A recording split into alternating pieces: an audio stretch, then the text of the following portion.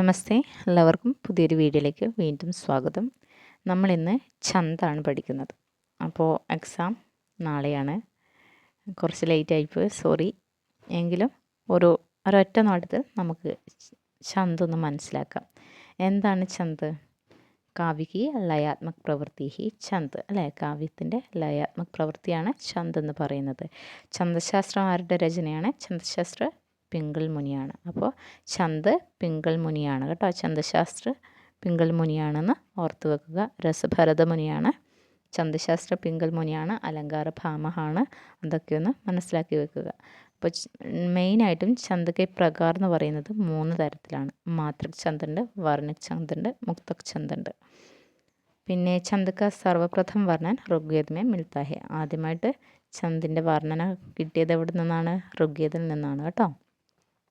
പിന്നെ ഛന്ദ കെ അങ്ക് അല്ലെങ്കിൽ തത്വം എന്ന് പറഞ്ഞിട്ട് ഒരു 7 ഭാഗങ്ങൾ വരുന്നുണ്ട്. ഛന്ദിൽ വരുന്ന ഭാഗങ്ങളാണ് എന്തൊക്കെയാണ്? ചരൺ, വർണ്ണ അല്ലെങ്കിൽ മാത്ര, മൂന്നാമത് സംഖ്യ, ഏവം ക്രം, നാലാമത് എന്താണ്? യതി, വിരാം, ഗുൺ, ഗതി, തുഖ്. ഈ 7 ഭാഗങ്ങൾ ഛന്ദ കെ അങ്കാണ് കേട്ടോ. അപ്പോൾ ഛന്ദിൻ്റെ ഭാഗങ്ങളാണ് ഈ 7 ഭാഗങ്ങളെന്ന് മനസ്സിലാക്കി വെക്കുക. ചരൺ എന്ന് പറഞ്ഞാൽ നമുക്കറിയാം വരികളാണ് അല്ലേ? വർണ്ണം എന്താണ്? വർണ്ണം ഓരോ അക്ഷരങ്ങൾ അല്ലെങ്കിൽ മാത്രയാണ്. സംഖ്യ എന്ന് പറഞ്ഞാൽ സംഖ്യയാണ്. ഏവം ക്രമം. യതി എന്താണ്? വിരാമമാണ്. ഒരു ലൈനിൻ്റെ വിരാമമാണ് യതി എന്ന് പറയുന്നത്. ഒരു വരികൾ കഴിഞ്ഞിട്ട് നമ്മൾ സ്റ്റോപ്പ് ചെയ്യുന്നതിനാണ് യതി എന്ന് പറയുന്നത്. ഗതി, തുക്ക് ഇവയൊക്കെ എന്താണ്? ഛന്ദ കെ അങ്കാണ്. ഈ 7 ഭാഗങ്ങളൊന്ന് മനസ്സിലാക്കി വെക്കുക. പിന്നെ നമ്മൾ എന്താ പറയുക, മാതൃക് ഛന്ദ് പഠിക്കുമ്പോൾ അതിൽ വരുന്നതാണ് സമമാതൃക്, അർദ്ധ സമമാതൃക്, വിഷമ മാതൃക്. ഈ ഒരു ഭാഗത്തിൽ വരുന്നതാണ് നമ്മൾ സിലബസിലും പറഞ്ഞിട്ടുള്ളത്. ചൗപ്പായി, ദോഹ, റോള, സോരഠ ഇതൊക്കെ എന്താണ്? മാതൃക് ഛന്ദിൻ്റെ ഉള്ളിൽ വരുന്ന ഛന്ദുകളാണ്. അപ്പോൾ അതിൽ 3ആയിട്ട് തിരിച്ചിട്ടുണ്ട്. സമമാതൃക്, അർദ്ധ സമമാതൃക്, വിഷമ മാതൃക് എന്ന് പറഞ്ഞിട്ട്. അപ്പോൾ സമമാതൃക് ഛന്ദിൽ വരുന്നതാണ് ചൗപ്പായി, റോള, ഗീതിക, ഹരിഗീതിക, ആൾഹ, സരസ്. മെയിനായി പഠിക്കേണ്ടതാണ് ഞാൻ പറയുന്നത്. ഇനിയും ഒരുപാട് വരുന്നുണ്ട്. മെയിനായിട്ട് നിങ്ങൾ ഈ ഒരു 6 ഛന്ദ് മനസ്സിലാക്കി വെക്കുക. ചൗപ്പായി, റോള, ഗീതിക, ഹരിഗീതിക, ആൾഹ, സരസി. അപ്പോൾ ചൗപ്പായിയുടെ മാത്ര എന്ന് പറയുന്നത് 16 റോള 24 ഗീതിക 26 ഹരിഗീതിക 28 ആൽഹ 31, സരസി 27. നമുക്ക് പെട്ടെന്ന് ഒരു നോട്ടത്തിൽ മനസ്സിലാകാൻ വേണ്ടിയാണ് ഞാൻ ഇങ്ങനെ എഴുതിയിട്ടുള്ളത്. നെക്സ്റ്റ് വരുന്നത് അർദ്ധ സമമാതൃകാണ്. അർദ്ധ സമമാതൃകയിൽ വരുന്നതാണ് ബർവൈ, ദോഹ, സോരഠ, ഉള്ളാള. ഏതൊക്കെയാണ്? ബർവൈ, ദോഹ, സോരഠ, ഉള്ളാള. അപ്പോൾ ബർവൈ 19 മാത്രയാണ്. ദോഹയിൽ 24, റോളയും ദോഹയും 24, സോരഠ 24, ഉള്ളാള 28. നെക്സ്റ്റ് വരുന്നത് വിഷമ മാതൃകാണ്. വിഷമ മാതൃക ഛന്ദിൽ വരുന്നതാണ് കുണ്ടലിയാം, ചപ്പൈ. കുണ്ടലിയാമും ചപ്പയാണ് വിഷമ മാതൃക ഛന്ദിൽ വരുന്നത്. അപ്പോൾ ഈ കുണ്ടലിയാമും ചപ്പൈ എന്താണ്? 2 ഛന്ദ് കൂടിച്ചേർന്നുണ്ടായതാണ്. ഇത് ക്വസ്റ്റ്യൻസിൽ വരാറുണ്ട് അധികവും. കുണ്ടലിയം ഏതൊക്കെ ഛന്ദ് കൂടിച്ചേർന്നാണ് ഉണ്ടാകുന്നത്? അപ്പോൾ കുണ്ടലിയാമിൽ ഏതൊക്കെയാണ് വരുന്നത്? ദോഹ പ്ലസ് റോള. ദോഹ പ്ലസ് റോല എന്ന് കൂടിച്ചേർന്ന് വരുന്നതാണ് കുണ്ടലിയാം എന്ന ഛന്ദ്. അപ്പോൾ ദോഹയിൽ എത്ര മാത്രയാണ്? 24, റോളയിലും 24. അതുകൊണ്ട് മാത്ര എന്ന് പറയുന്നത് 24. നെക്സ്റ്റ് വരുന്നത് ചപ്പയാണ്. ചപ്പൈ എങ്ങനെയാണ്? റോള പ്ലസ് ഉള്ളാളയാണ് ചപ്പൈ എന്ന ഛന്ദ് ഉണ്ടാകുന്നത്. അപ്പോൾ റോള എത്രയാണ്? 24, ഉള്ളാള 28.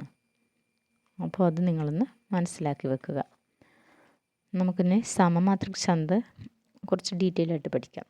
അപ്പോൾ ചൗപ്പായി എന്ന് പറയുമ്പം ചരണം എത്രയാണ്? 4 ചരണമാണുള്ളത്. മാത്ര എന്ന് പറയുന്നത് 16. അതൊന്ന് ഇത് ചൗപ്പായിക്ക് പ്രത്യേക ചരണം കിത്തനി മാത്ര ഹോത്തി ഹെ എന്ന ക്വസ്റ്റ്യൻ വന്നിട്ടുണ്ടായിരുന്നു. അപ്പോൾ എത്ര മാത്രമാണ്? മാത്ര എന്ന് വെച്ചാൽ 16 കേട്ടോ. പ്രത്യേക ചരൺമേ 16 മാത്രയാണെന്ന് പ്രത്യേകം ഒന്ന് ഓർമ്മിച്ചു വെക്കണം. ചരണം 4 ചൗപ്പായിൽ വരുന്നത് കേട്ടോ. നെക്സ്റ്റ് വരുന്നത് റോളയാണ്. റോള എന്ന് പറയുന്നത് അതിൽ മാത്ര 24. യതി എന്ന് പറയുന്നത് ആ ഒരു എന്താ പറയുക, ഫസ്റ്റ് ഒരു ലൈനിൽ വരുന്നത് 11 മാത്രമേ ആയിരിക്കും. നെക്സ്റ്റ് വരുന്നത് ഫസ്റ്റ് ലൈനും തേർഡ് ലൈന് വരുന്നത് 11 മാത്രമായിരിക്കും. നെക്സ്റ്റ് വരുന്നത് 13. സെക്കൻഡും ഫോർത്തും വരുന്നത് 13 മാത്രമേ ആയിരിക്കും. അതാണ് നമ്മൾ 11, 13 അങ്ങനെ നമ്മൾ എഴുതി പഠിക്കുന്നത്. ഗീതികയോ?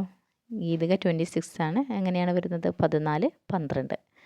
First and third 14, second and fourth 12. ഹരിഗീതിക 28 ആണ്.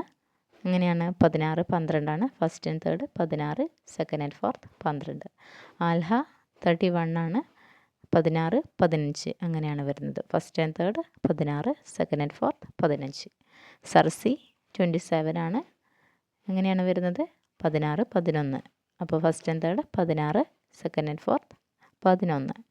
നെക്സ്റ്റ് വരുന്നത് അർത്ഥസമമാതൃകയാണ്. അതായത് ദോഹ, സോരഠ, ബറവൈ, ഉള്ളാള. ഈ മെയിനായിട്ടുള്ളതാണ് ഞാൻ പറയുന്നത്. അപ്പോൾ ദോഹയിൽ എത്ര മാത്രമാണ്? 24 ആണ്. അതെങ്ങനെയാണ് വരുന്നത്? 13, 11.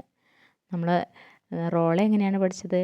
11, 13 ആണ്. അപ്പോൾ ദോഹ പഠിക്കുമ്പോൾ 13, 11. അപ്പോൾ ദോഹയുടെ നേരെ ഉൾട്ടയാണ് റോള. അതൊന്ന് ഇമ്പോർട്ടൻ്റ് ആണ്, മനസ്സിലാക്കി വെക്കണം. ദോഹ 13, 11 ആണ്. റോള 11, 13 ആണ്. ക്ലിയർ ആയില്ലേ? നെക്സ്റ്റ് സോരഠ. സോരഠ എങ്ങനെയാണ്? 11, 13, 24 ആണ്. ദോഹ, സോരഠ, റോള ഇവ മൂന്നും എന്താണ്? 24 മാത്രയാണ് വരുന്നത്. പക്ഷേങ്കിൽ റോള എന്താണ്? സമമാതൃകയാണ്. ദോഹയും സോരഠയും എന്താണ്? അർത്ഥസമമാതൃകയാണെന്ന് മാത്രം. മനസ്സിലായല്ലോ? ദോഹയുടെ ഉൾട്ടയാണ് റോള എന്നും മനസ്സിലാക്കി വെക്കുക. അപ്പോൾ സോരഠയിൽ 11, 13, അതായത് റോള സെയിം തന്നെയാണ് സോരഠ. ദോഹയുടെ ഉൾട്ടയാണ് റോള, പക്ഷേ റോള സെയിം തന്നെയാണ് സോരഠ വരുന്നത്. പക്ഷേ സോരഠ എന്താണ്? അർത്ഥസമമാതൃകയാണ്, റോള സമമാതൃകയാണെന്ന് മാത്രം. ഈ ഒരു 3 ഛന്ദ് നന്നായിട്ട് നിങ്ങൾ മനസ്സിലാക്കണം. ക്വസ്റ്റ്യൻസിൽ അധികം വരാറുണ്ട്. നെക്സ്റ്റ് വരുന്നത് ബറവയാണ്. ബറവയിൽ മാത്രം എത്രയാണ്? 19, 12, 7. ഫസ്റ്റ് ആൻഡ് തേർഡ് 12 ആണ്. സെക്കൻഡ് ആൻഡ് ഫോർത്ത് 7 ആണ് വരുന്നത്. ഉള്ളാളയിൽ മാത്രം എത്രയാണ്? 28 ആണ്. First and third 15, second and fourth എങ്ങനെയാണ്? 13 ആണ് വരുന്നത്. അപ്പോൾ അർദ്ധസമമാതൃക് ഛന്ദ് ഏതൊക്കെയാണ്? ദോഹ, സോരഠ, ബറവൈ, ഉള്ളാള. നെക്സ്റ്റ് വരുന്നത് വിഷമമാതൃക് ഛന്ദാണ്. അതായത് കുണ്ടലിയാം പ്ലസ് ചപ്പൈ. കുണ്ടലിയാമും ചപ്പൈയാണ് വിഷമമാതൃക് ഛന്ദിൽ വരുന്നത്. അപ്പോൾ കുണ്ടലിയം ഉണ്ടാകുന്നത് എങ്ങനെയാണ്? ദോഹ പ്ലസ് റോളയാണ് കുണ്ടലിയാം എന്ന ഛന്ദ്, കുണ്ടലിയാം എന്ന് പറയുന്നത്. അപ്പോൾ ദോഹയും റോളയും കൂടിച്ചേർന്നാണ് കുണ്ടലിയാം എന്ന ഛന്ദ് ഉണ്ടാകുന്നത്.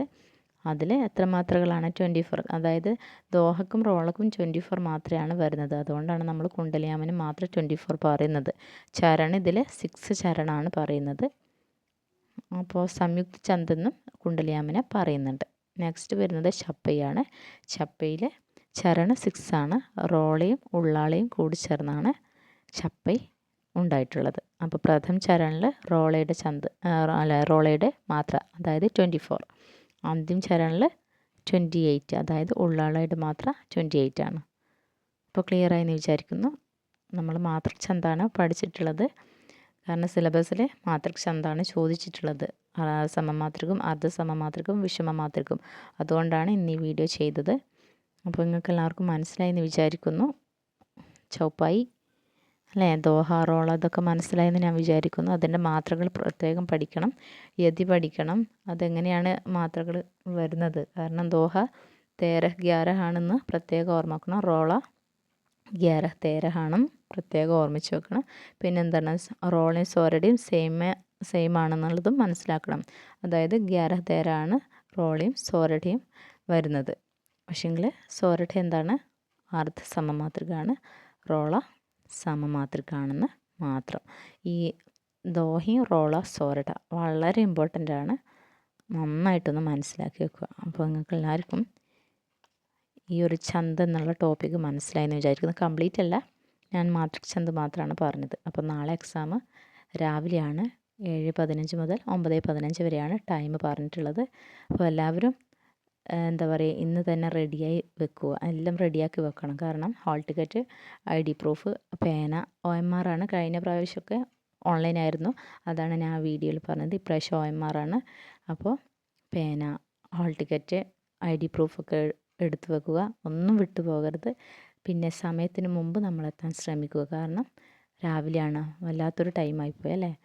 രാവിലെയാണ് പറഞ്ഞിട്ടുള്ളത് 7:15. ദൂരെയുള്ളവർക്കൊക്കെ എത്താൻ കുറച്ച് ബുദ്ധിമുട്ടുണ്ടാകും സെൻറ്ററിലൊക്കെ. അതുകൊണ്ട് നേരത്തെ കാലത്തെ പങ്ക്ച്വലായിട്ട് ആ ഒരു സെൻറ്ററിലെത്താൻ നിങ്ങൾ ശ്രദ്ധിക്കുക. എല്ലാവരും നന്നായിട്ട് എക്സാം അറ്റൻഡ് ചെയ്യുക. അപ്പോൾ എല്ലാവർക്കും ഒന്നുകൂടി ഓൾ ദി ബെസ്റ്റ്.